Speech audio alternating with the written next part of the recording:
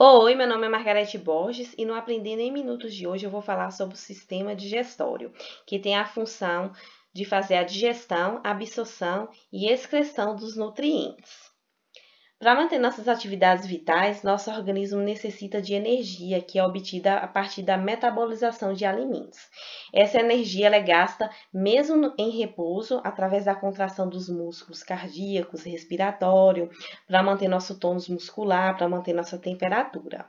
Então, essa energia ela é obtida através dos alimentos, só que para isso acontecer, nós dependemos do sistema digestório, né, dos órgãos que fazem essa digestão, para que esses nutrientes eles possam ser absorvidos pelo nosso organismo.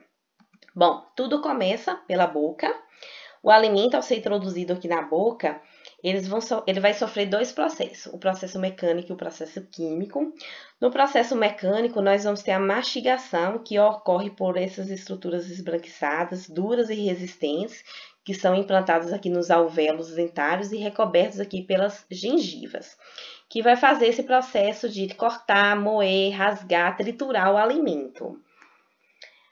A língua, que é esse órgão muscular, ela atua desde a sensação do sabor, lembrando que os sabores podem ser quatro, né? O doce, o azedo, o amargo e o salgado. Além da língua atuar aqui na sensação, né, do sabor, ela atua também deslocando o alimento de um lado para o outro para que os dentes possam estar triturando.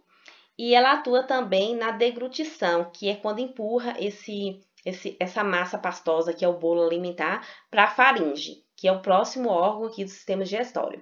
Só que ainda aqui na boca, a língua ela atua também quimicamente, porque a saliva presente na boca, né? Esse processo aqui da salivação, nós temos enzimas presentes que são responsáveis pela fragmentação de determinadas substâncias. Por exemplo, a amilase, ou também chamada pitialina, que é a enzima presente aqui nessa saliva, vai fazer a fragmentação do amido. Então, todo esse processo que ocorre aqui na boca, ele é comandado pelo sistema nervoso central de forma consciente. A partir do momento que a língua faz essa deglutição desse bolo alimentar para a faringe, então vai começar a atuação de atos reflexos, né, pelo sistema nervoso autônomo. Então, não vai ser mais de forma consciente esse processo digestivo. Bom, lembrando que a saliva ela é produzida por 3 glândulas anexas, que são chamadas de parótidas, submandibulares e sublinguais. Infelizmente, eu me esqueci de colocar aqui a foto dessas glândulas salivares. Então, né, após a deglutição, esse bolo alimentar, ele passa aqui pela faringe, lembrando que é um órgão híbrido, faz parte tanto do sistema respiratório como do sistema digestório. Depois que esse bolo alimentar passa aqui pela faringe, ele vai para o esôfago. Lembrando, gente, que aqui na faringe nós vamos ter essas estruturas aqui, que são as tonsilas palatinas, que antigamente, infelizmente, algumas pessoas ainda chamam de amígdalas.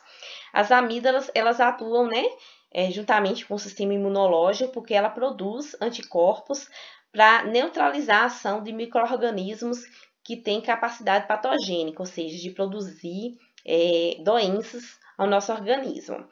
Nessa imagem aqui, nós temos uma infecção por vírus e desse outro lado aqui uma infecção por bactérias. Mas no estado normal, né, ela não fica assim inflamada, não fica com essa presença aqui de secreção. Então, depois que o bolo alimentar ele passa aqui pela faringe, ele desce para o esôfago e do esôfago ele vai para o próximo órgão digestivo, que é o estômago. Bom, o estômago é uma dilatação, né, do tubo digestivo. Tudo que a gente viu até agora, na verdade, é um tubo. E quando ele chega aqui nessa região, que é chamada de estômago, ele se dilata. Bom, o estômago, ele atua também aqui no processo digestivo, através do suco gástrico, que é um suco rico em ácido clorídrico, que vai fazer, então, a digestão aqui dos alimentos.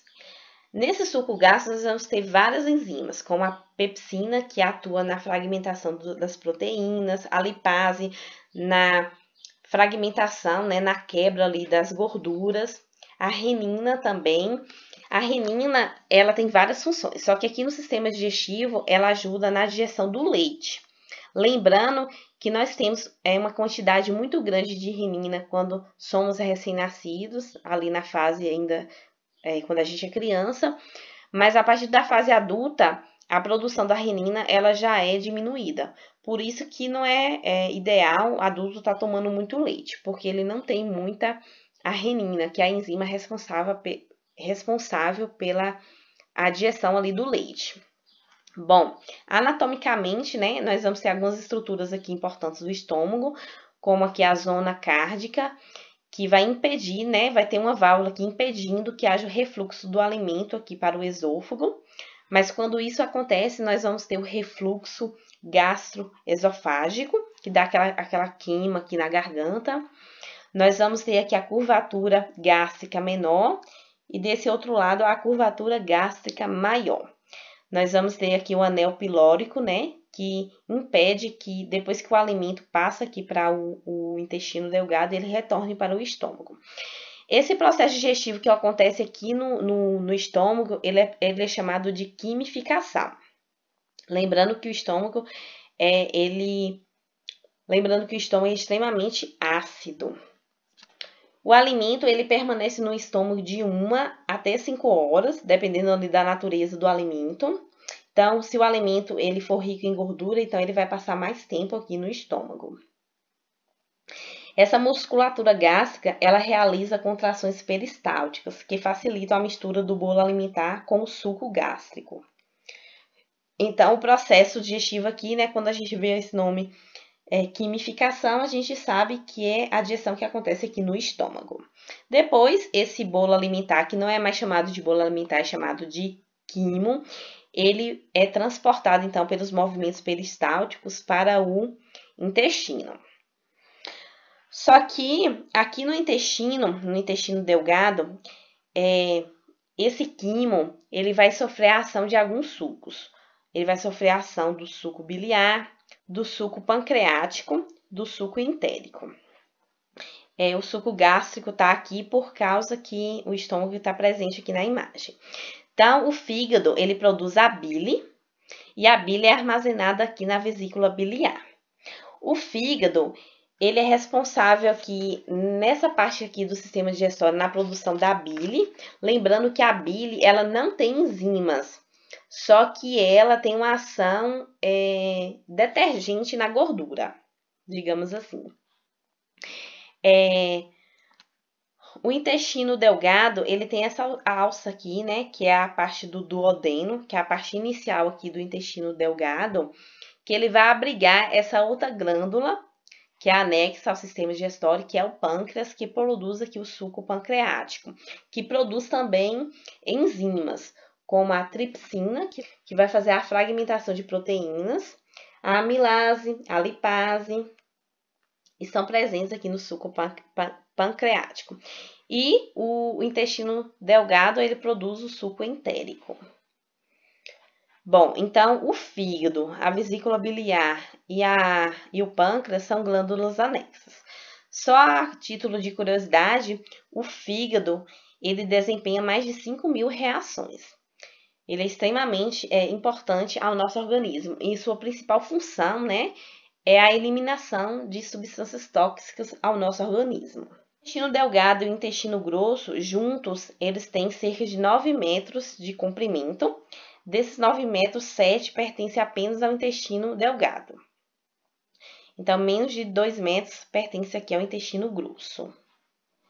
Quando o quimo ele entra aqui no intestino delgado, ele vai sofrer aqui um processo de quilificação. Então, já não vai ser mais o quimo, vai ser agora o quilo. Então, quando o quilo entra aqui no intestino grosso, ele começa a ser chamado, então, de bolo fecal. A função do intestino delgado é de absorver os nutrientes, proteínas, lipídios, amido, enfim, glicose. Já a função do intestino grosso é a absorção de água e de sais minerais, e também ele vai fazer a excreção desse bolo fecal. Bom, anatomicamente, o intestino grosso, nós temos a parte inicial que é o seco, o colo ascendente, o colo transverso, o colo sigmoide, o colo transverso, o colo descendente e o colo sigmoide.